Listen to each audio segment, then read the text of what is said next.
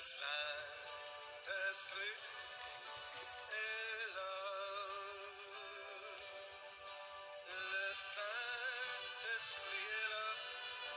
Le Saint-Esprit est là. La nuit a disparu. Dieu donne un plein salut. Et sur le monde entier, le grand jour s'est levé. Le Saint-Esprit est là.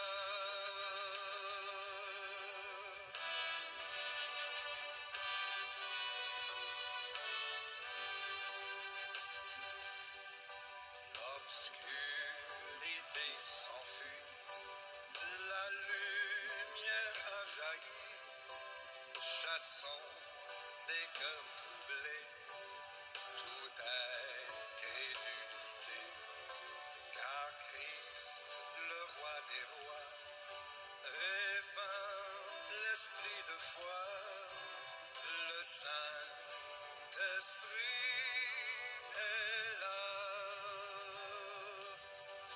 Le Saint-Esprit est là.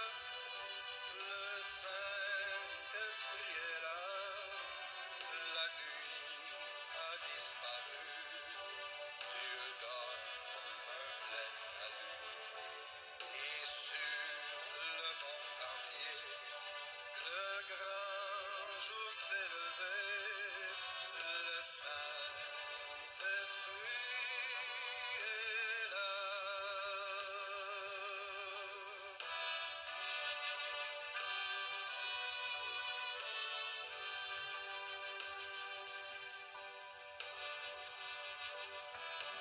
Le grand consolateur vient remplir tous les cœurs. L'esprit de vérité. Chers bien-aimés dans le Seigneur, que la grâce et la paix de notre Seigneur Jésus-Christ, derrière ce merveilleux cantique, soit grandement votre partage. Que la paix du Saint-Esprit vous habite, vous anime et vous couronne en tout temps, en tout lieu, en quelque lieu que ce soit. Demeurez, peuple saint, toujours et puissamment béni.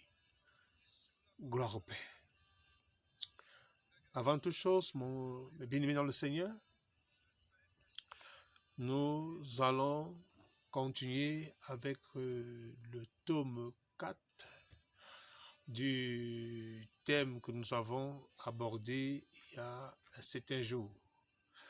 Alléluia, il est question ici de l'adoration du culte des morts en lieu saint. Et par la grâce du Saint-Esprit, nous sommes en train de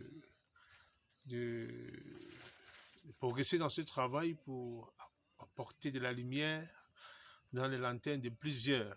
C'est pourquoi il est question ce soir de parler encore en profondeur de la dangerosité de se fier à des traditions. Nous en parlerons de la coutume de l'Ouest, puisque c'est à quoi le Seigneur nous a mis dans le cœur. Nous en parlerons de l'arbre de la paix, ses origines, et son symbole et sa centralité dans le culte des morts, le culte des morts. Par la grâce du Saint-Esprit ce soir, nous allons parler de 5 points, le culte des crânes, son historité du peuple Bami. Nous en parlerons encore ce soir sur les différentes étapes et les rituels des crânes, l'exhumation du crâne, 3e étape, 4e étape, la construction de la maison du crâne, 5e étape, l'entrée du crâne de l'ancêtre dans la maison. Donc nous allons parler du rôle de l'arbre de paix dans ces choses, bien-aimés, parce que vous voyez avec moi que la culture bamileke est une culture qui est largement ancrée dans l'idolâtrie. C'est vrai que Bamileke est un peuple noble, mais la culture de ce peuple est une culture plongée dans la puissance de Satan. Donc moi, je m'adresse aux chrétiens, alléluia, je m'adresse à ceux qui se font appeler enfants de Dieu, afin de les ouvrir les yeux pour qu'ils comprennent qu'on ne peut pas se définir comme étant un enfant de Dieu en demeurant lié à ses traditions et mensonges. Gloire à Dieu. Donc ce soir, par la grâce du Saint-Esprit, nous allons commencer par un point. Nous allons ouvrir la Bible dans le livre de Actes des Apôtres 26, peuple de Dieu. Actes des Apôtres 26.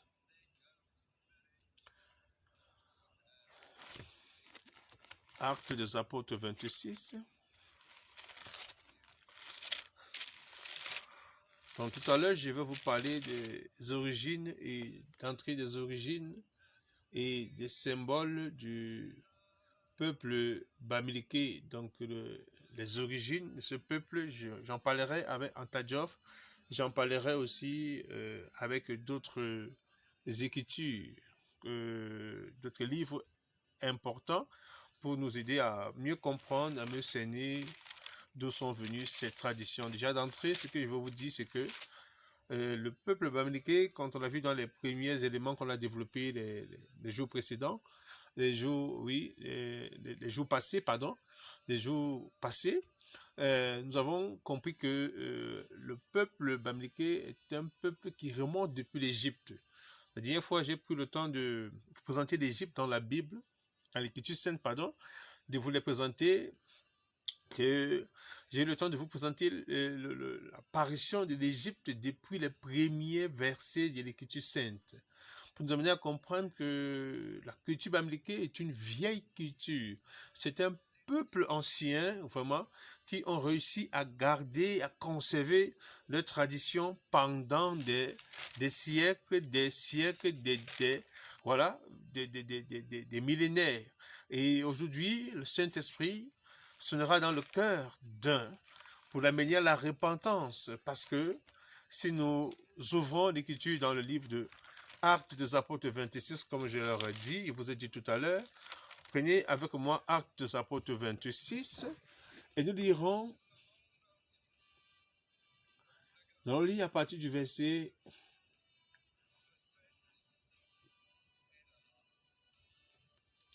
9. Pour ma part, j'avais cru d'avoir agi vigoureusement contre le nom de Jésus de Nazareth. C'est ce que j'ai fait à Jérusalem. J'ai jeté en prison beaucoup de chrétiens car j'en avais reçu le pouvoir des chefs des prêtres. Et quand on les condamnait à mort, je votais contre eux.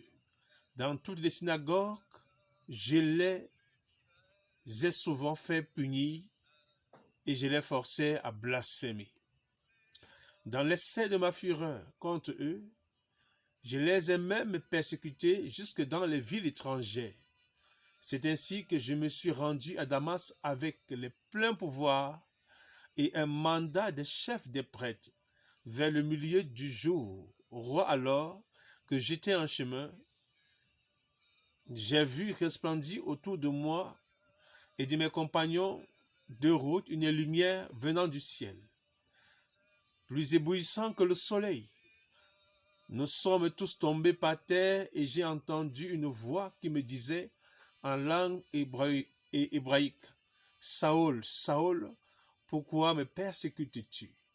Il te serait dû de te rebeller contre les aiguillons. » J'ai répondu, « Qui es-tu, Seigneur? » Et le Seigneur me dit, « Je suis Yehoshua, Jésus-Christ, celui que tu persécutes. Mais lève-toi et tiens-toi debout, car je te suis apparu pour faire de toi le serviteur et le témoin de ce que tu as vu et de ce que je te montrerai. » J'étais choisi du milieu de ce peuple et des non-juifs vers qui je t'envoie. Je t'envoie leur ouvrir les yeux, encadré déjà là-bas, pour qu'ils passent des ténèbres à la lumière, de la puissance de Satan à Dieu, pour qu'ils reçoivent la foi en moi, le pardon des péchés et une part d'héritage avec les saints. Donc on comprend qu'il est clair ici que la rencontre entre Jésus-Christ et l'apôtre Paul, c'était parce que le Seigneur avait prévu de l'utiliser dans son plan. Et le Seigneur a voulu que par Paul, même les nations païennes qui n'avaient pas entendu la voix de la vérité, au travers du message de l'évangile, puissent être éclairés par la vérité sainte et passer des ténèbres à la lumière. Quitter la puissance de Satan pour la puissance de Dieu. Est-ce que vous comprenez ça? Mais bien dans le Seigneur. C'est pourquoi si nous prenons Actes des Apôtres 17, avant de prendre Éphésiens 2, nous entrons comme ça dans notre partage ce soir, Actes des Apôtres 17, avant de prendre Éphésiens 2, parce que j'aurais voulu qu'on lise aussi, c'est un passage dans Actes des Apôtres 14, dont je pense que ces 4 passages vont nous aider à nous introduire dans le partage de ce soir. Dans ce Acte des Apôtres 17, le bien dans le Seigneur, nous faisons ces choses pas pour condamner, c'est-à-dire, nous ne faisons pas ces choses pas pour condamner, mais pour éveiller, parce que nous faisons ces choses pour juger. Juger, ce n'est pas condamner. Juger, c'est éveiller. Juger, c'est aider quelqu'un à quitter l'obscurité et à aller à la lumière, bien aimé dans le Seigneur. C'est pourquoi ce message doit être reçu avec joie dans le cœur de quiconque. Et ça, je vous en supplie, bien aimé dans le Seigneur. Dans ce Acte des Apôtres 17, nous allons lire la parole du Seigneur à partir du verset 26. Je le lirai là-bas. Je commencerai à partir du verset 24, bien-aimé. Il dit, le Dieu qui a fait le monde et tout ce qui s'y trouve est le Seigneur du ciel et de la terre.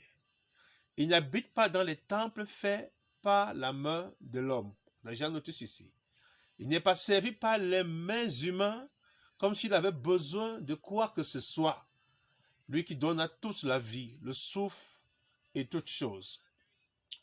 Il a fait en sorte que tous les peuples issus d'un seul homme, dont Adam, habitent sur toute la surface de la terre. Il a déterminé la durée des temps et les limites de leur lieu d'habitation. Il a voulu qu'ils cherchent le Seigneur et qu'ils s'efforcent de le trouver en tâtonnant, bien qu'il ne soit pas loin de chacun de nous.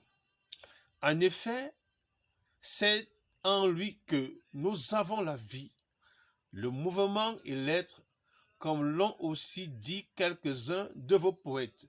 Nous sommes aussi de sa race.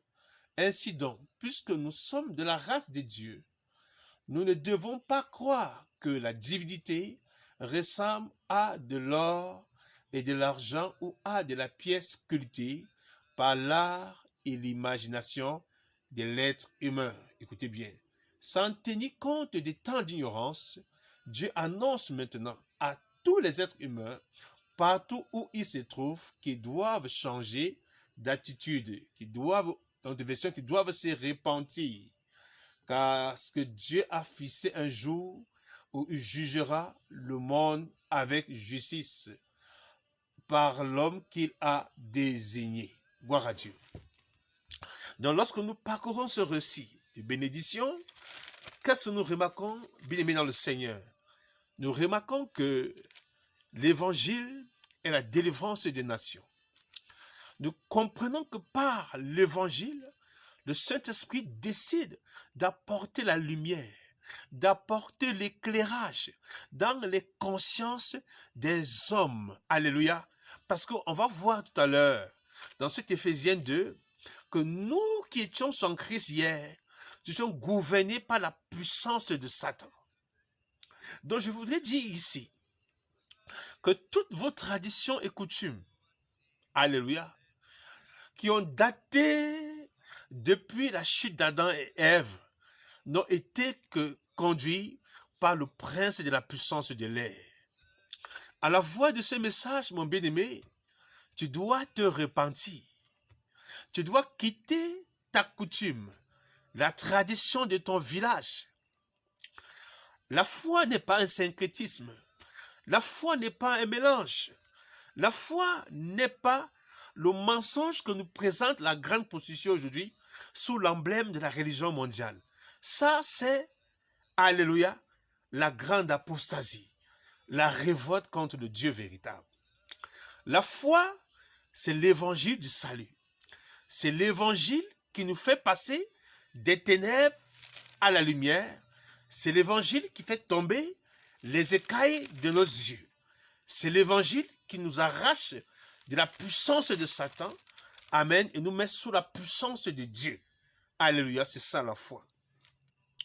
Dans Actes des Apôtres 14, bien-aimés dans le Seigneur, nous lirons un passage de grâce ici. À partir du verset 8, il dit, Alice, un impotent de pied se tenait assis. Il était infirme de naissance et n'avait jamais marché. Il écoutait Paul parler, celui-ci fixa les regards sur lui. Et voyant qu'il avait la foi pour être sauvé, il lui dit, d'une voix forte, lève-toi droit sur tes pieds. Il se leva d'un bond et s'est mis à marcher. À la vue de ce que Paul avait fait, la foule s'est mise à dire, tout en haut, en lycaonienne, donc dans notre version en langue lycaonienne, les dieux sont descendus vers nous sous une forme humaine, écoutez bien. Ils appelaient Barnabas Zeus, ça ce sont des nations qui étaient dirigées par la puissance de Satan. Ils appelaient Paul Hermès, donc c'était les dieux principaux, les divinités principaux de ce royaume-là. Alléluia. Est-ce que vous écoutez? Amen. De cette localité de l'Istre. Amen. C'était des divinités, amen, principaux qui gouvernaient, qui influençaient négativement la vie de ces hommes. Alléluia. Parce que c'était lui qui prenait la parole. Les prêtres de Zeus dont le temple était à l'entrée de la ville. Donc, il y avait vraiment des temples. C'est quoi dans Actes des Apôtres, on dit que Dieu n'habite pas dans les temples faits de mains d'hommes. Est-ce que vous comprenez ça? Amena des taureaux avec des guirlandes vers les portes. Il voulait, de même que la foule, offrir un sacrifice. Vous allez comprendre que ces nations étaient dirigées par le prince de la puissance de l'air. Donc, ils offraient comme ça à Satan. Comme aujourd'hui dans nos assemblées, nous avons, alléluia, de la souffrance dans nos cœurs. Parce que nous voyons des Samaritains, comme je le dis toujours, des ouvriers trompeurs, des faux frères, des faux sœurs, qui n'ont pas honte de mettre sur eux, amen, le manteau d'enfants de Dieu, mais d'immoler sans aucune inquiétude, de manger sans aucune inquiétude sur la table de Satan. Amen. Nous devons appeler de tels individus à se repentir. C'est pourquoi ce soir, nous allons continuer avec la culture bamliki, les funérailles, l'arbre de paix, amen, le culte des crânes, amen, les symboles de la tradition de l'Ouest. Qu'est-ce que toi tu fais avec toutes ces choses, mon frère bien-aimé dans le Seigneur? Qu'est-ce que toi tu fais avec ces choses, mon bien-aimé dans le Seigneur? Qu'est-ce que tu fais avec ces choses? Alléluia. Alléluia, peuple de Dieu. Qu'est-ce que toi tu fais avec toutes ces choses? Alors la Bible déclare, quand ils apprirent cela, les apôtres de Barnabas et Paul déchirèrent leurs vêtements et se précipitèrent vers la foule et s'écriant, pourquoi faites-vous cela? Nous aussi nous sommes des êtres humains de même nature que vous et nous vous apportons une bonne nouvelle en vous appelant à renoncer à ces idoles. Alléluia. Si tu entends la voix qui te parle ici, si la voix du Saint-Esprit retentit dans ton cœur, toi qui voulais je vais dire, qui voulait joindre à la fois ta tradition, ta coutume, les traditions de tes pères, la vaine manière de vivre que tu as hérité de tes parents, selon 1 Pierre 1, amen, tu dois te repentir sincèrement et véritablement. Écoutez, Paul dit, nous vous apportons une bonne nouvelle en vous appelant à renoncer à ces idoles, sans consistance, pour vous tourner vers le Dieu vivant. Alléluia. Vous allez renoncer à toutes ces choses corrompues. Masque, queue de cheval, habit de deuil, habit traditionnel, arbre de paix, jujube. Alléluia. Nous allons en citer. Alléluia. Elle est tellement grave. Amen. Vous allez comprendre que le chrétien est celui qui est appelé à quitter de toutes ces traditions, parce que ces traditions ont pour père fondateur Lucifer, le diable lui-même. Je vous dis en vérité. Et si vous mourrez dans une telle condition, sachez-le dès aujourd'hui que vous iriez directement en enfer. Amen. Il n'y aura rien à faire pour vous. Votre repentance et votre conversion doivent être visibles de tous. Votre repentance et votre conversion doivent être visibles de tous. Ça, c'est une vérité. Amen. Le monde même doit être témoin de votre repentance. On ne peut pas admettre aujourd'hui qu'il y a des bien-aimés dans le Seigneur qui sont un pas avec le Seigneur, qui sont un pas avec les traditions. Non, mais bien-aimés, dans le livre de 2 rois, de 1 roi 18, lorsque Samarie était plongée dans une espèce apostasie, et que par la puissance du Saint-Esprit, le Seigneur envoie Élie, amen, en tant que prophète, pour rétablir le fondement qui avait été foulé. Amen. Qu'est-ce qui se passe? Élie dira au peuple, amen, jusqu'à quand voulez-vous clocher de 2 jarrets? Si c'est Dieu qui est Dieu, servez-le. Si c'est Baal qui est Baal, allez servir Baal. Mais aujourd'hui, nous voyons que dans le corps du Christ, nous vivons du syncrétisme, d'un mélange, vraiment. On a tellement de faux frères, je vous dis en vérité, des faux sœurs. C'est pourquoi entre vous et les païens, il n'y a pas de différence. Vous pleurez de la même manière, alléluia, vous lamentez de la même manière. En fait, vous êtes comme les mondains. En fait, vous êtes des mondains. Parce que entre vous, il n'y a pas de différence. Vous pleurez comme eux, selon la tradition de vos pères. Amen. Vous adorez les dieux. Ça, c'est une vérité. Le Saint aujourd'hui n'est plus le sel, pourtant il est censé être le sel. Le Saint aujourd'hui n'est plus la lumière, pourtant il est censé être une lampe qu'on met sur une montagne pour éclairer la ville. La ville, c'est quoi? Mais la ville, c'est un village. La ville, c'est un pays. La ville, c'est une région. La ville, c'est un peuple qui est dans les ténèbres et qui a besoin de voir la lumière. Peuple de Dieu. Alléluia. Et il dit à renoncer à ces idoles sans consistance pour vous tourner vers le Dieu vivant qui a fait le ciel et la terre, la mer et tout ce qui s'y trouve. Dans les générations passées, il a laissé toutes les nations suivre leur propre voie. Écoutez bien ça. Dans les générations passées, il a laissé les nations suivre leur propre voie. Pourtant, il n'a pas cessé de rendre témoignage à ce qu'il est par le bien qu'il a fait.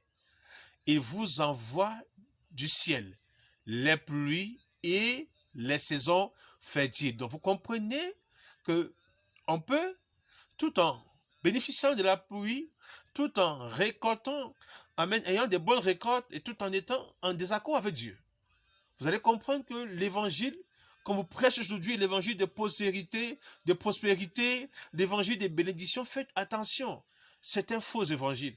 Parce que l'évangile pur est fondé sur la repentance et la conversion au Seigneur Jésus-Christ. L'évangile présente, amen, l'évangile pur présente le message de la repentance et du retour au vrai Dieu qui s'est révélé à la personne de Jésus-Christ de Nazareth. Amen.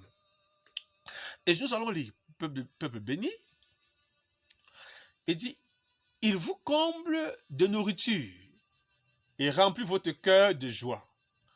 C'est à peine qu'il put, par ses paroles, empêcher la foule de leur offrir un sacrifice. Malgré qu'ils ont parlé, la foule était vraiment dans l'ignorance, plongés dans la captivité de Satan. Et comme je le vois aujourd'hui, bien-aimés, beaucoup sont dans l'ignorance. La Bible déclare dans le livre d'Apocalypse, je crois que c'est Apocalypse 21, à partir du verset 7 en descendant, qu'aucun lâche, aucun abominable, amen, aucun sorcier, aucun menteur, tous ceux qui se livrent à des abominations n'entreront point dans le royaume de Dieu. Amen, dans le royaume de Christ. Vous n'allez pas entrer avec ça. Vous qui vous êtes mêlés à des cultes des morts, amen, vous enterrez des hommes et vous venez encore les pleurer. Quand vous les enterrez, vous adhérez à vos coutumes, la manière que tes parents pleuraient. Non, vous êtes né dans une famille païenne, tu as gardé cette manière de pleurer, même quand tu te convertis, tu continues toujours à pleurer de leur manière, tout en célébrant le Dieu de la mort, Jésus-Christ t'appelle à la repentance. Amen. Quand on te fait comprendre aujourd'hui que tes choses ne vont pas, parce que le crâne de ton père parle, parce que le crâne de ton père te réclame, parce que le crâne de ton père est en train de dire, ramenez-moi au milieu de vous. Mais vraiment, c'est simplement la sorcellerie. Amen. C'est la nécromancie, c'est la divination. Alléluia. C'est l'occultisme. Amen. C'est le culte des morts. Alléluia. Qu'est-ce que l'Écriture nous enseigne là-dessus? Nous en parlerons par la grâce du Saint-Esprit. Prenons Éphésiens 2. Et après Éphésiens 2, je vous inviterai à prendre avec moi, amen, par la grâce du Saint-Esprit, à prendre avec moi Lévitique 20, à partir du verset 22 en descendant. Amen. Et nous allons passer à des choses sérieuses ce soir, bien dans le Seigneur. Prenons l'Écriture, mes bien-aimés dans le Seigneur, dans le livre d'Éphésiens 2. Donc, si vous êtes dans un syncrétisme, dans un mélange, sachez que Satan vous a corrompu. Parce que Babylone, c'est quoi? C'est cet esprit qui agit maintenant, même au sein de la soi-disant chrétienté. C'est une confusion fondée, c'est une confusion mêlée par le mélange. Vous devez comprendre ça. C'est la confusion par le mélange. C'est-à-dire, on veut joindre à la lumière la ténèbre. C'est impossible. On veut faire Jésus-Christ aller avec Bélial. Pourtant, l'Écriture nous fait comprendre qu'il n'y a pas de rapport entre Christ et Bélial. Il n'y a pas de rapport entre la lumière et la ténèbre. Est-ce qu'on peut comprendre ça, bien, le Seigneur? Mais le système impie, le système qui est piloté par la grande prostituée, la reine du ciel, amen, l'église apostate et ses filles, les prostituées, ont mis en place un syncrétisme. Et vous voyez que le monde adhère à ça. Amen. Aujourd'hui, nous sommes en train de parler des religions mondiales. Dis à ton frère, la religion mondiale est simplement en train de nous dire la fin est proche. C'est ce que nous a dit 2 Thessaloniciens 2. Amen. Que le signe donné, l'un des signes perplexes du retour du Seigneur, c'est la grande apostasie. Alléluia. Et c'est ça que nous vivons aujourd'hui, peuple saint. Dans cet Éphésiens 2, nous allons lire, nous allons commencer par le verset 11 et nous allons revenir au verset 1er et verset 2. Donc on va faire le contraire des choses, d'accord, bien-aimés? On va commencer par le verset 11 de Éphésiens 2. Gloire au Saint-Esprit. Gloire au Saint-Esprit. Dans Éphésiens 2, verset 11, qu'est-ce que nous lisons?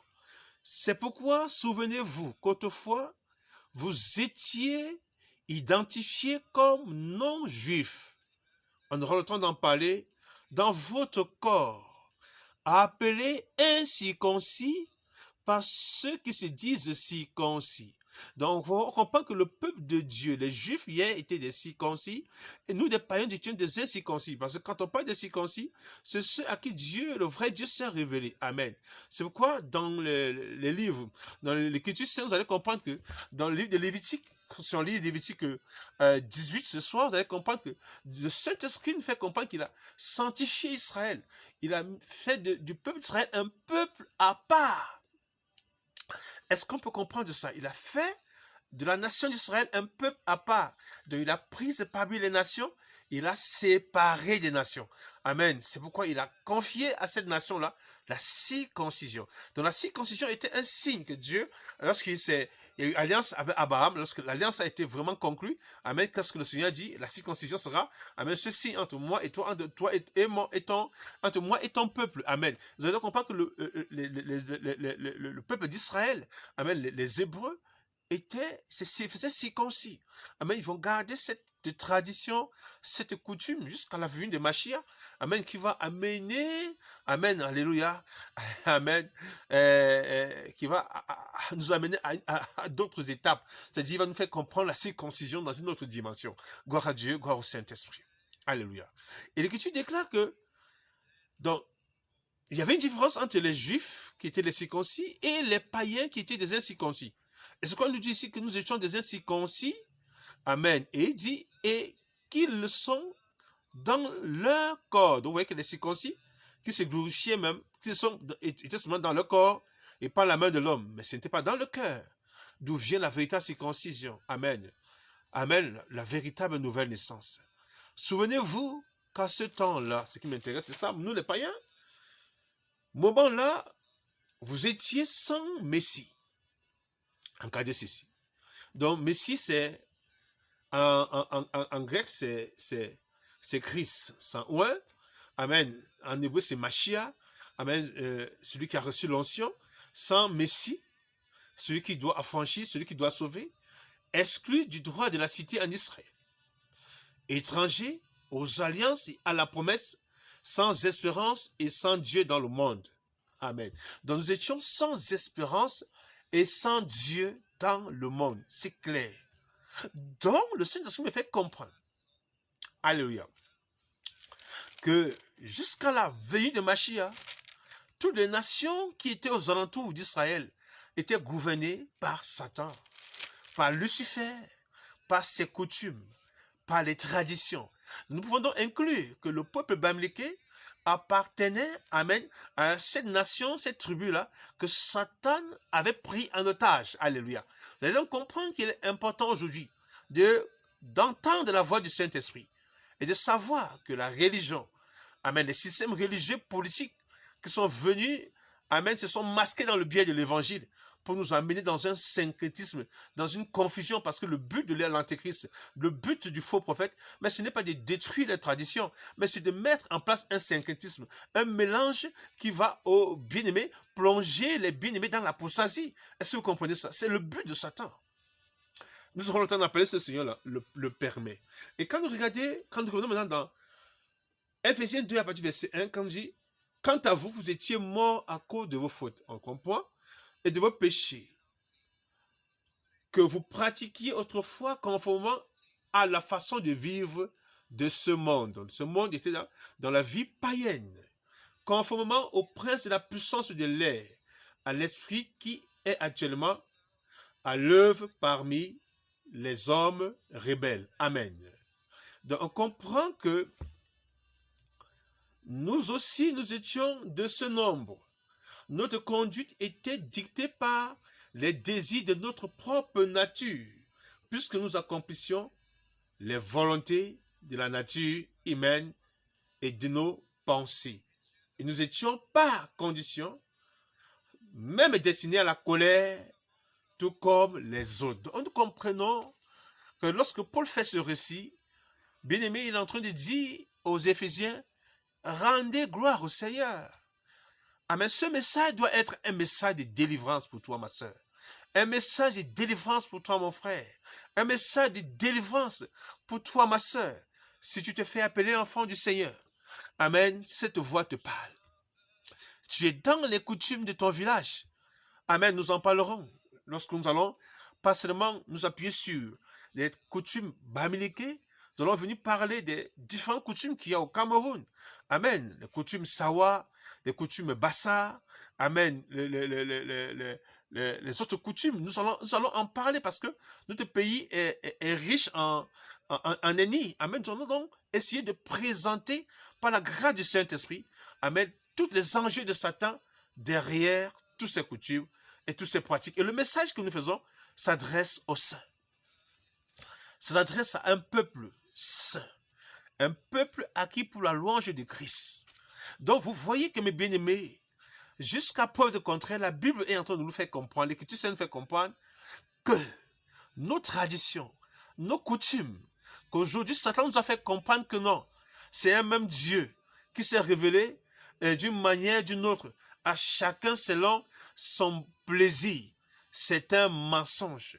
ça remet en cause l'écriture sainte de Jean 14, je pense au verset 6 qui nous dit, Jésus-Christ nous dit, je suis le chemin, la vérité et la vie, nul ne vient au Père que par moi. Jésus-Christ est le chemin, il est la vérité et la vie. Donc, le chemin c'est Jésus, dans ce chemin il y a la vérité, dans ce chemin il y a la vie, et nul ne vient qu'au Père que par lui. Amen. Donc il n'y a pas deux chemins, comme le système polythéiste catholique.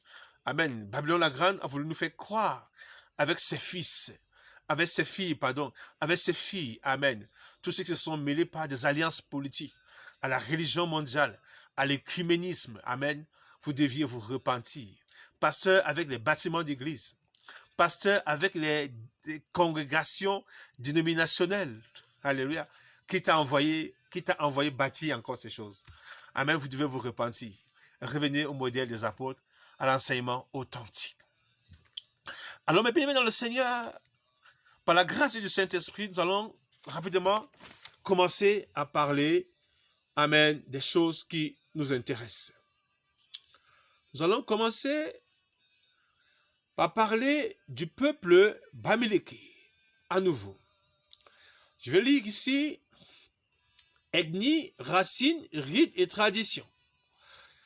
Amen, 13 avril 2021. Donc c'est un ouvrage assez nouveau qui date simplement de 2 ans aujourd'hui. Et le thème c'est Bamileke, les éléments clés d'une immense culture. Parce que mon but tout à l'heure d'abord c'est de vous présenter les symboles. Je vous en parler de l'arbre de paix et aussi je viendrai vous faire comprendre les enjeux de l'arbre de paix. Amen. Dans les différents états qu'on va développer ce soir, les différentes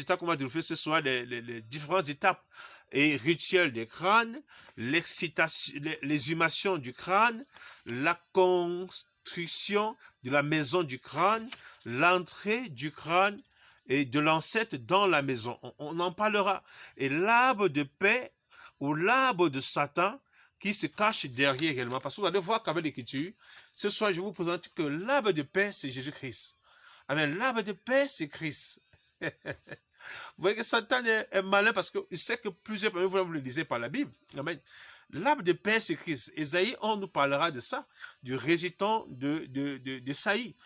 Amen. Amen. C'est ce rejeton qui viendra apporter la paix aux nations. Amen. Sans Jésus, il n'y a pas de paix. C'est pourquoi dans Esaïe 9, je pense, dans quelques versets, en descendant là-bas, on dit, il sera appelé prince de paix. Prince de paix. Le shalom, la paix, c'est Jésus. L'arbre de paix, normalement, c'est Jésus. Amen. L'arbre de paix, mais ce n'est pas ce que vous voyez là. Amen. Ce ne sont pas les éléments du paganisme que vous voyez là. Ce n'est pas ça l'arbre de paix. Gloire à Dieu, peuple de Dieu. La Bible nous fait comprendre que les Bamileke représentent un groupe socio-culturel qui occupe les hautes terres de l'ouest du Cameroun. Gloire à Dieu. Donc les Bamileke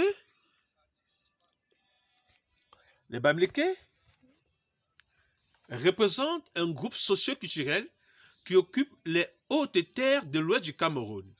Ils descendent des Baladis, partis d'Égypte, encadrez bien, au 8e siècle, et qui arrivaient aux régions Tikar.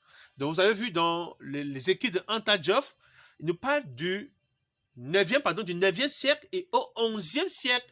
Et ils sont passés, vous voyez, ils sont arrivés dans les régions de Tikar, région de Grassland, au centre-ouest de l'actuel Cameroun. Est-ce que vous comprenez ça? Donc voilà comment nous remontons. Donc à partir du 9e, 11e siècle après Jésus, amen, on parle du déplacement de ce peuple-là. Amen, donc vous voyez que nous Bamileke, nous avons des racines en Égypte. Vous comprenez ça?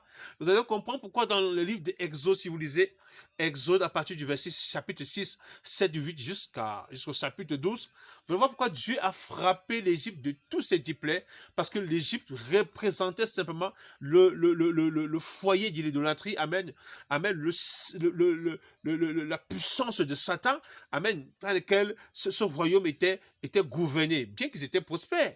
Je vous dis que la prospérité n'est pas le signe de la bénédiction de Dieu. Comprenez ces choses, hein?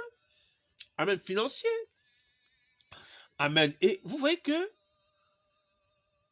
vers le milieu du 12e siècle, Peuple dynamique. Donc, ils arrivaient à l'Ouest Cameroun vers le milieu du XIIe siècle après Jésus-Christ. Peuple dynamique et entreprenant. Les Bamileke vivent dans les zones montagneuses.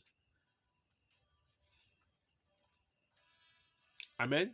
Dans les zones montagneuses et constituent le groupe ethnique le plus important d'un point de vue démographique des Grasslands. Voilà nos origines. Je ne parlerai pas ce soir des chefferies. Je vais avancer. Nous en parlerons si le Seigneur nous le permet le jour qui vient. Je vais parler ici des cultes des ancêtres. Le peuple Bamileke, en plus d'être connu pour ses lieux sacrés, est aussi connu pour ses rites et pratiques, comme par exemple le culte des crânes, au culte des ancêtres. Gloire à Dieu. Donc, vous allez comprendre que le culte des crânes est très essentiel, comme l'arbre de paix est aussi essentiel. Ce sont les piliers de la tradition. C'est de là que vient ce qu'on appelle le culte des morts, qu'on appelle, amen, la culture des morts ici à l'ouest, les funérailles, la manière de pleurer le deuil, les vêtements sacrés que vous voyez, amen, la queue de cheval, le chapeau de successeur, toutes ces choses sont liées à la coutume. Amen. Et il dit, le peuple Bamileke, en plus d'être connu pour ses lieux sacrés, est aussi pour ses rites et pratiques, comme par exemple le culte des crânes et le culte des ancêtres. Chez les Bamileke, les morts ne sont pas morts. C'est clair. Chez nous, et c'est une tradition, les morts ne sont pas morts. Mais ça contredit totalement Ecclésiaste 9 à partir du verset 4, 5 et 6. Ça contredit. Parce que Ecclésiaste 9, à partir du verset 4, 5 et 6, dans l'Écriture sainte nous dit, Amen. Si nous lisons, permettez-moi de le lire ici avec vous, si vous le permettez, avant que nous continuions bien dans le Seigneur.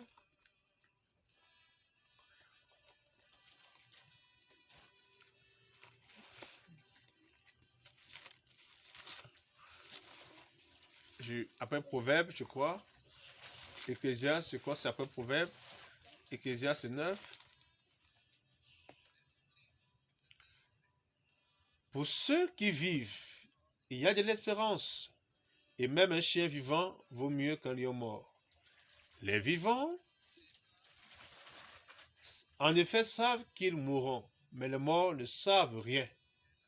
Il n'y a plus pour eux plus de salaire, puisque leur mémoire est oubliée.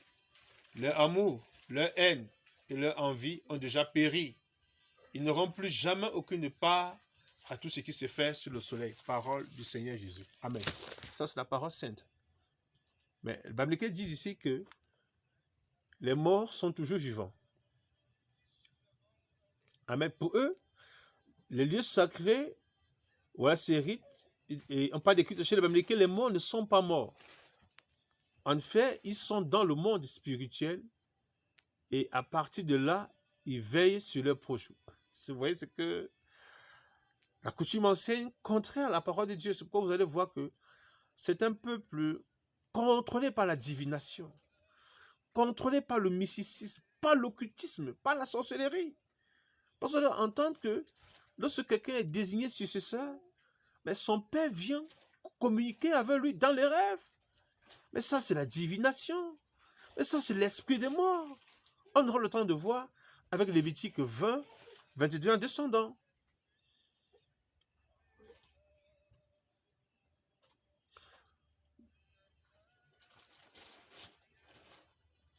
À partir de là, veille sur leurs proches descendants qui sont encore sur la terre. Les ancêtres sont considérés comme des intermédiaires entre Dieu et les vivants. Ils sont profondément impliqués dans les affaires des vivants.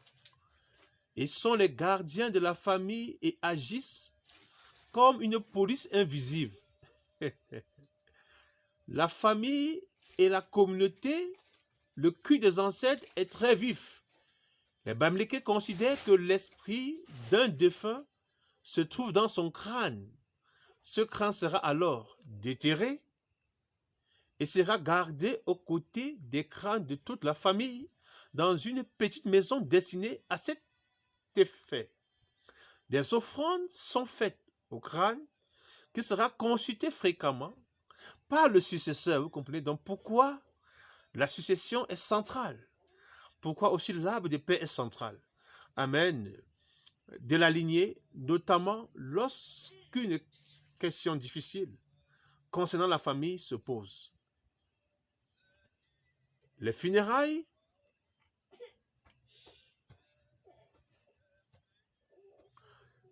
qui se déroulent plusieurs années après le décès rythment à la saison sèche et constituent des grandes fêtes hautes en couleur. Je vais lui dire quelques rites, les rites et symboles. Nous en parlerons sur le Ndop, les jours qui viennent. Ce qui m'intéresse ici, nous en parlerons sur la queue de cheval. Parce que ce sont les symboles de la tradition. Donc, si vous avez chez vous le Ndop, la queue du cheval, sachez que vous êtes un païen. Jésus nous a jamais connu. Le jujube, le jujube, le ndjinjing, beaucoup en marche avec. Et dit ça les protège. Nous parlerons d'une queue. On l'appelle encore l'arbre de paix. En pays Bamileke, la reine des plantes est partout. Sa présence à l'extérieur des maisons est non seulement signe de paix, mais témoigne aussi du fait que vous êtes devant une concession Bamileke. À l'intérieur de la maison, essai de décoration. L'Onkung est également présenté dans toutes les cérémonies. Écoutez bien. Il incarne la paix dont tout un chacun a besoin. Écoutez, il incarne la paix. Ici, c'est une usurpation du titre de Jésus. Amen. Parce que l'arbre de paix, c'est Jésus. L'arbre de paix, ce n'est pas ça. Parce que cette paix qu'on est en train de lire ici, ça, c'est la paix d'un Thessaloniciens 5. Quand le monde dira paix et sécurité, c'est parce qu'ils vont se mêler par des alliances corrompues. Et cette paix qui est incarnée par l'arbre de paix n'est qu'un prototype de l'Antichrist. Vous devez comprendre ça. Donc, ici, on dit, dont tout un chacun a besoin. Autrefois, brandir l'arbre de paix était signe de reddition et de négociation. De nos jours, le brandir à celui avec qui on a un différend signifie que l'homme demande l'apaisement. Il est également présenté à chaque fois qu'il a une naissance de jumeaux. Dans la communauté et lors de l'intronisation des chefs ou même des successeurs, en fait, il sera parfois jeté dans la tombe pour éloigner les esprits. Est-ce que vous entendez ça? Il sera parfois jeté dans la tombe pour éloigner les esprits. Donc, on se rend compte que l'arbre de paix, en milieu Bamileke, joue un très grand rôle. Amen. Dans les rites, dans les coutumes, dans la tradition, dans la pratique. Amen. Elle joue un très grand rôle. Je vais vous l'en lire. Amen. Encore ce soir, dans l'interprétation, dans d'autres interprétations, alléluia, de l'arbre de paix. Nous allons parler de l'arbre de paix. L'arbre de paix, encore appelé Finkin, Pekinkin, Finkan, en pays Bamileke, est présent dans presque toutes les concessions à l'ouest du Cameroun. C'est une plante verte aux feuilles minces et longues et une variété de l'espèce Dracanea frangan. Cet arbre rime avec la plupart des cérémonies traditionnelles. Vous comprenez donc que l'arbre de paix est lié. Vous allez voir un chrétien te parle de Jésus, après il prend l'arbre de paix, il dit que voilà l'arbre de paix. C'est un païen. Amen. C'est seulement habité de l'esprit de l'Antichrist. Pour fêter les jumeaux d'abord, vous allez comprendre. Après leur naissance, la mère doit l'enjamber au niveau de la porte d'entrée. Voilà, on pose là-bas pour que les gens, avec ces nouveaux-nés, dans le bras pour regagner sa maison. Lors du mariage coutumier, des parents de la mariée offrent l'arbre de paix au couple, accompagné de jujubes appelé aussi le fruit de la paix. Le jujube, on va voir que le jujube joue le rôle de protection de l'arbre, en fait, de ces substances qui chassent les mauvais esprits. C'est terrible. Le couple doit alors le déposer dans son lit. Une façon de quérir la paix dans le ménage, ou alors de demander les jumeaux aux ancêtres. Est-ce que vous comprenez ça? Le culte biblique, notre culte est lié étroitement à la tradition de Satan. Amen. Vous allez voir ici, alors demander des jumeaux aux ancêtres. Aux ancêtres, les ancêtres, ce sont des morts qu'on ne passait pas des rites, déterrer les crânes, exhumer les crânes, et qu'on remet au milieu de la communauté des vivants, désormais qui vivent avec vous. Vous pouvez désormais, amen, les adresser des prières, faire des cultes, des réjouissances, manger, chanter. Oui, il définira tout ça. C'est en l'honneur, donc vous pouvez les demander des jumeaux, car ceux-ci apportent la paix dans les foyers. Vraiment, c'est terrible. Pendant les funérailles, avant l'enterrement, il le jette dans la tombe. On jette l'arbre de paix dans la tombe. Donc, vous voyez voir que c'est une tradition. Donc, quand vous voyez les chrétiens aujourd'hui prendre la terre, vous êtes dans la tombe, vous parlez à les morts, vous dites au revoir, vous êtes dans la perdition, pour Dieu. Vous devez vous repentir. Amen. C'est pourquoi le chrétien n'entre pas dans tout ce que vous appelez là, une tenue funèbre, des vêtements noirs, un vêtement blanc. Notre Père mort, chacun a porté le costume rouge. Ça, c'est des histoires. Et vous, les chrétiens, vous entrez, vous venez vous mêler à l'esprit de mort. C'est donc des choses qui sont liées à la tradition. Amen, c'est lié aux profondeurs de Satan. Qu'est-ce que vous ne comprenez pas? Amen, Satan vous a vraiment aveuglé que vous ne compreniez pas que jusqu'à présent, vous êtes dans la captivité. Amen, c'est là où se propage la divination, le mysticisme. Alléluia. Et est supposé éloigner les mauvais esprits. Vous entendez ça? Donc l'arbre de paix est supposé éloigner les mauvais esprits. Les Bamileke le plantent donc partout. Et depuis peu, il décore même l'intérieur des maisons. Vous entendez ça? Donc, en quelque part, ici, nous avons déjà, d'entrée, des différents symboles de l'arbre, de la tradition Bamileke. Donc, quand je parle de l'arbre de paix, je vous en parlerai dans les jours qui viennent des différents symboles, parce que nous avons des symboles comme la cola, le vin de raffia, le jujube, amen. Donc le jujube qui, si je dis ici, le jujube protège contre le mal, il éloigne les mauvaises ondes et combat toute tentation. Il est utilisé dans toutes les cérémonies traditionnelles pour sa protection personnelle. Chaque fois, avant de dormir, manger 7 grains, 9 grains de cette plante. Vous avez compris? C'est pourquoi vous avez autant de féticheurs aujourd'hui qui vont dans les voitures vous annoncer comment, avec le jujube, vous pouvez avoir la paix et dormir. C'est du mensonge, peuple de Dieu. Là, celui qui va vous apporter la paix, l'arbre de paix, c'est Jésus-Christ. Amen. L'arbre de paix, ce n'est pas ces choses que vous voyez. Ça, c'est lié à la tradition. Ça, c'est lié au culte de mort. Lorsqu'on enterre quelqu'un à l'ouest, amen, on vient planter cette plante au-dessus de sa tête.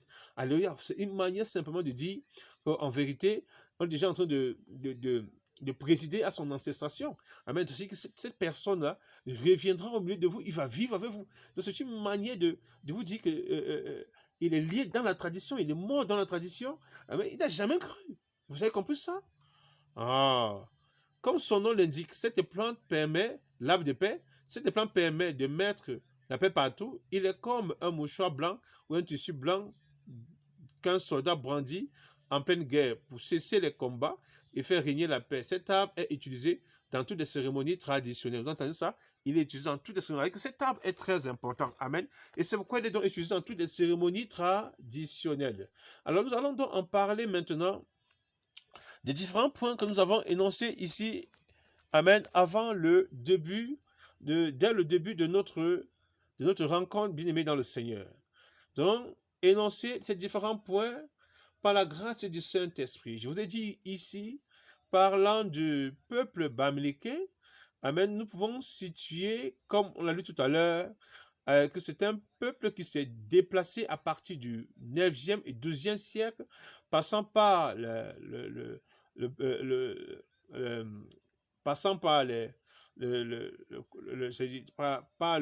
peuple Tika, non, passant par la plaine Tika, ou bien passant par ce côté-là, avant d'aller jusqu'au Cameroun vers le 12e siècle. On peut le situer peut-être après Jésus. Amen. Donc, on va lire ici un certain récit de Anta Diop, amen, donc de Cheikh Anta Diop, qui était un, un il veut dire un docteur, un chercheur africain qui a beaucoup parlé sur nos coutumes et nos traditions. C'est pourquoi il est le symbole, il est comme le prophète du panafricanisme, parce que c'est un mouvement, bien qu'elle défend amen, la liberté politique, amen, l'indépendance des pays africains, mais elle est ancrée à la tradition, amen, elle nous reconduit à des dieux païens.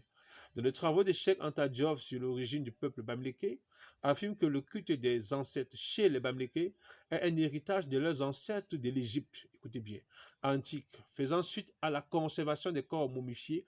Les Bamileke fuyaient des guerres au cours de leur long périple, Égypte jusqu'à la vallée du pays Ithicar. Donc, le pays Ithicar, c'est un pays de transition entre le 9e et le 12e siècle, la moitié du 11e siècle, on peut dire le 12e siècle, dans des versions du 11e siècle, d'autres on parle du 12e siècle, pour transporter facilement les restes de leurs parents, grands-pères, arrière-grands-parents, en temps de guerre, eurent l'idée géniale de conserver désormais que les têtes et enterrer le reste. C'est ainsi que chacun devrait garder la tête momifiée de ses aïeux dans les jarres et enterrer dans un coin de la maison pour attendre une éventuelle fuite consécutive à une guerre perdue ou autre catastrophe majeure. Donc, vous comprenez pourquoi tous les symboles de la tradition bamileke sont la queue de cheval, l'épée, les flèches. C'est un peuple guerrier. Ce sont des Égyptiens. Amen. Ce sont des Égyptiens. Alors, quand nous regardons ce soir, nous allons parler du premier point. Et le premier point que je parlerai à vous ce soir est le suivant. Amen. C'est le suivant. Et nous allons avancer le suivant. Et alléluia, c'est les différentes étapes et rituels des crânes. Les différentes étapes et rituels des crânes. Le départ pour le village paternel fut décidé par les heures suivantes, le temps de réunir les quelques outils nécessaires à une exhumation. Pendant ces quelques heures, il tomba en transe et ressentit la présence de son père, faites attention, qui lui parlait et semblait vouloir le rassurer, tout en lui communiquant son expérience douloureuse d'une lutte permanente contre la mort, ses préoccupations pour les siens et la joie de leur retrouvaille. Sorti de sa transe, Is raconta ce qui venait de se passer à l'ancien aide de camp et celui-ci conclut. Tu as vu ton père, maintenant il est en toi. Est-ce que vous comprenez ça? Vous ne faites désormais plus qu'un. Vous voyez, c'est terrible. Il t'attend. Hein? La rencontre avait eu lieu spirituellement avant de se faire physiquement. Est-ce que vous comprenez ça? Vous qui, amen, vous attachez à des telles traditions. On passe au troisième point. On passe au deuxième point. On parle de l'exhumation du crâne. Et je vais vous parler à partir de l'exhumation, quand on va vous parler de la présence de l'arbre de paix. Amen. Le jeu de l'arbre de paix, vous allez voir, l'arbre de paix sera maintenant présent. Amen. Et son rôle, vous allez comprendre que c'est lié à l'occultisme. Amen. C'est une tradition païenne. Mais j'arrive pas à comprendre que des bien-aimés qui sont dans le Seigneur, amen, quand vous allez dans leur village, ils sont dans cette décoration et après ils viennent dans des assemblées avec vous. Mais quelle part entre le fidèle et l'infidèle? Amen, vous faites plutôt la confusion, quoi. Hein, peuple de Dieu. Il dit, à l'arrivée au village, contact fut immédiatement pris avec le représentant du patriarche de la famille, qui conduisit X sur la tombe de son père, où il eut une courte conversation codée. Ah, avec les morts, la nécromancie. Il lui dit, le vieux est sous la pluie. Il répondit, c'est vrai, il faut le déplacer. L'homme acquiesça et s'enquit du moment désiré. Il répondit, c'est maintenant qu'il faut le faire. On entra alors dans la considération pratique de l'opération qui aurait lieu dans les heures suivantes. Le représentant s'en alla trouver les personnes adéquates suivant les conseils avisés de l'ancien aide de camp, avait déjà préparé les objets nécessaires au rituel encadré. Premiers objets, le canari, nous en reviendrons, aurait été déposé ou aurait déposé le crâne. Une grande quantité de graines de djinjim, de jujube, qui servirait d'offrande aux esprits. De quoi? D'offrande aux esprits. Des branches de l'arbre de paix.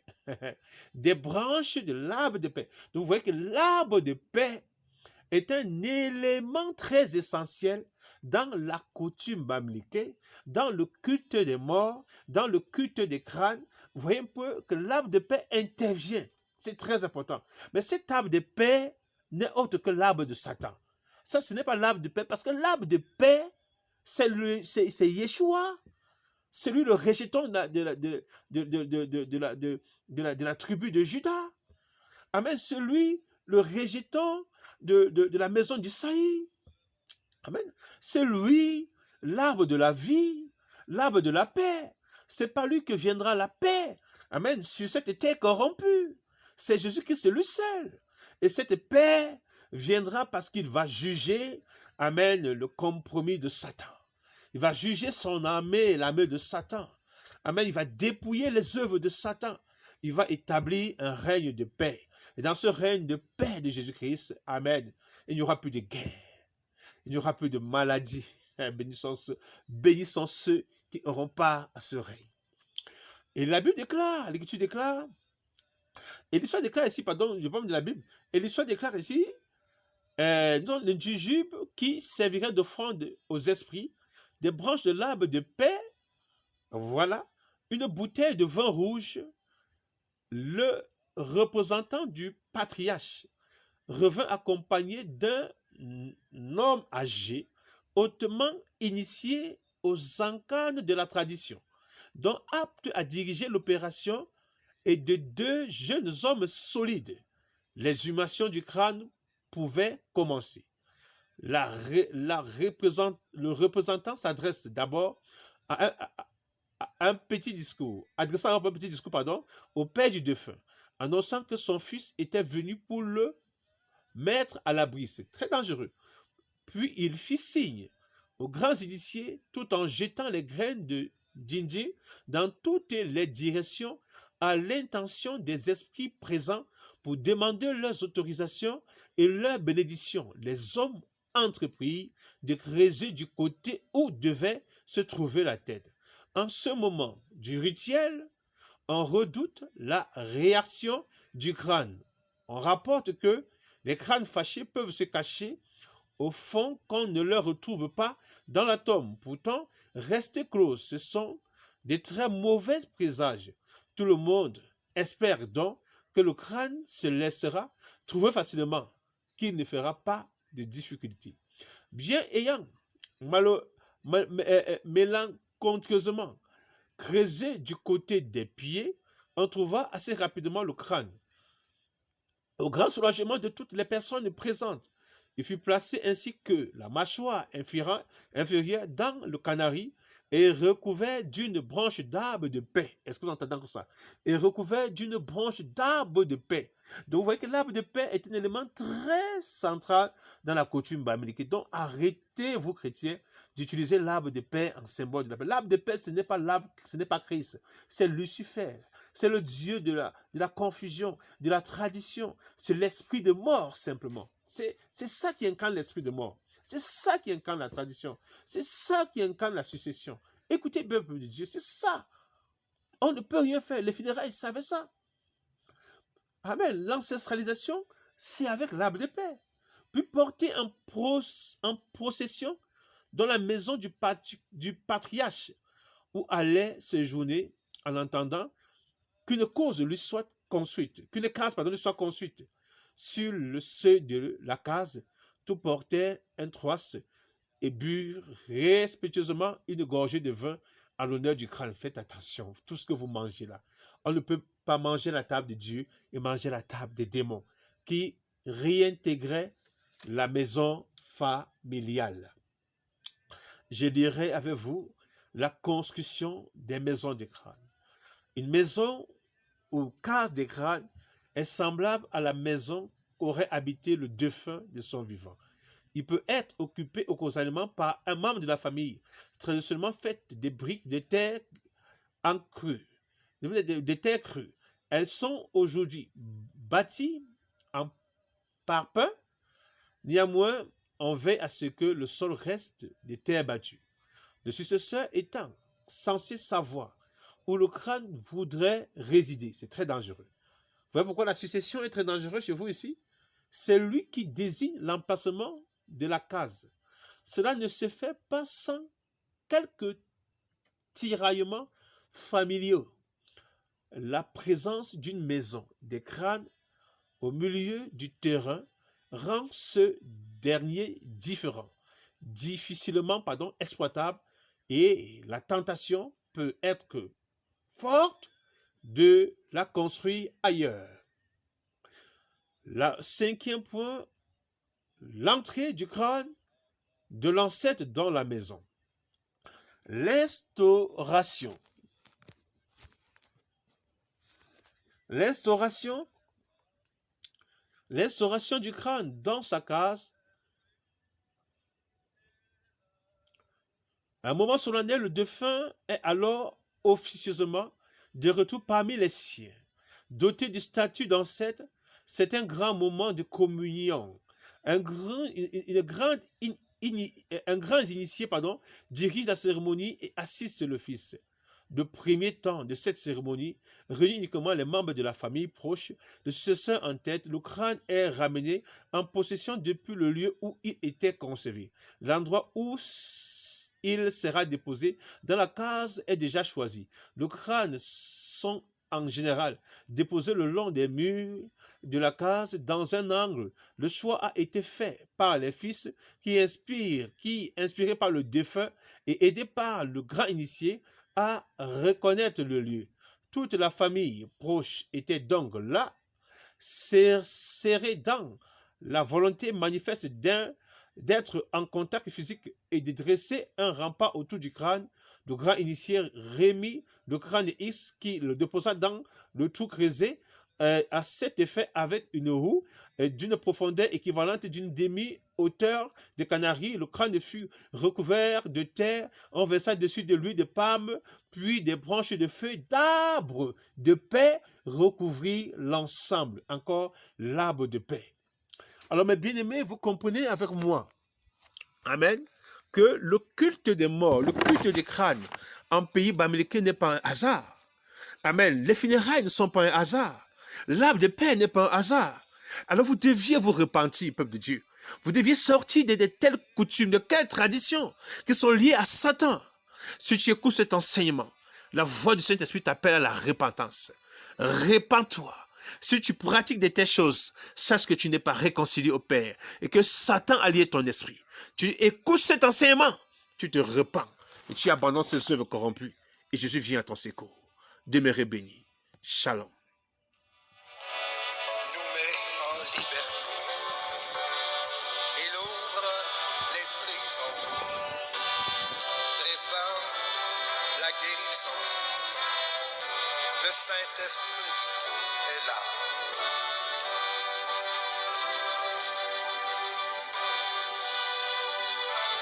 Le Saint-Esprit est là.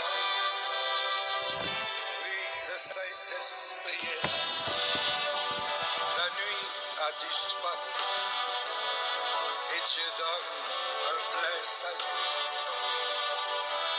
Et sur le monde entier, le grand jour s'est levé. Le Saint-Esprit